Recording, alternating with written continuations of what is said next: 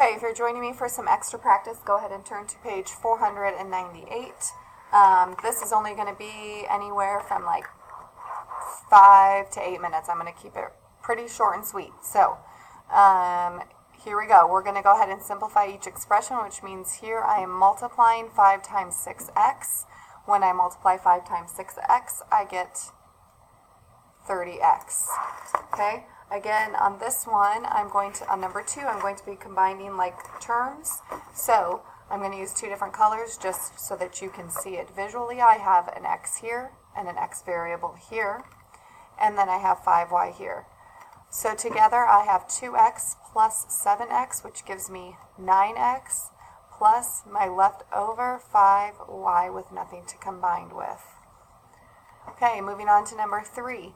I'm going to simplify this expression by distributing my 4 times 2x, which gives me 8x. I have a plus sign, so I need to include that as well. 4 times 5y is going to give me 20y. Okay? And then let's take a look at factoring this. We're going to factor 35 and we're going to factor 28. So 35, I'm going to take out a prime number, which is 5, times 7, and 7 is prime, so my prime factorization for 35 is 5 times 7 times my variable, which is x. So now we're going to factor 28. So we're going to take out a 2. 2 times 8 is 14. Okay.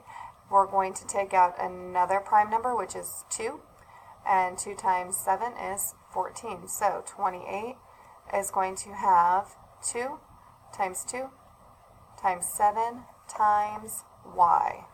So when I look at this, I see that they have 7 and 7 as a greatest common factor. So that means that my 7 is going to be the number that I distribute. I look back at my 35 and I am left with 5x, 5 times x, which is 5x, plus I look back at my 28, which is 2 times y. 2 times 2 is 4, 4 times y is 4y. Let's just double check. 7 times 5x is 35x. 7 times 4y is 28y. Okay, let's take a look at this next one. I'm going to erase this a little bit so we can see. And erase over here. And this next one says Michaela bought 5 skirts at X dollars each. We don't know how much they are. 3 of the skirts came with matching top for an additional $9. Write and simplify an expression that represents the total cost of the purchase. So she bought 3 skirts for X dollar amount plus $9. So 3 of the skirts, she bought 5 skirts, but 3 of the skirts came with a matching top for an additional $9. So this is what I did. My 3 skirts, and then 3 of them came for $9 each, and then I was left with how many skirts? 2x. Okay, I don't know the cost of the skirts, so therefore I use my variable. So now we are going to distribute this. 3 times x is 3x. 3 times 9 is 27, plus drop down my 2x. Now 3x plus 2x is 5x plus 27. So my answer is 5x plus 27.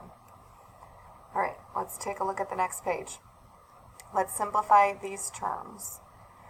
X, when there's nothing in front, that means that it is just 1x, nothing else. So 1x plus 4x plus 6x. Well, if I combine 6x plus 4, that is 10, and I add 1 more, that gives me 11x.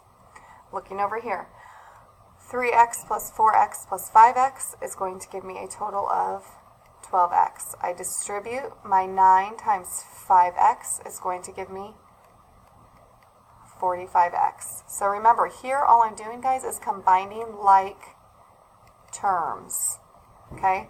These have like terms. Okay? And here I just distribute based off my distributive property rule.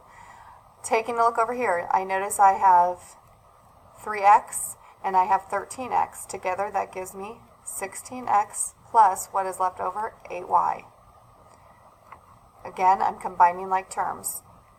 Now I'm going to distribute. 7 times 3x is 21x. 7 times 5y is 35y. Okay, we're going to skip that one because we're going to jump down here to factoring the expressions. So I'm going to factor 24, take out a 2, 12, take out a 2, 6, 2, 3. So for this, for 24, I'm left with 2 times 2 times 2 times 3 times my variable, which is x. I'm going to take a look at 18. I'm going to take out a 2, because that's prime, and a 9. 2 times 9 is 18. 3 and 3. So for 18, I'm left with 2 times 3 times 3 times my variable, which is y. What do they have in common? They have 2 and 3, which means I'm going to have 6 is the number I'm going to distribute. I go back to my 24.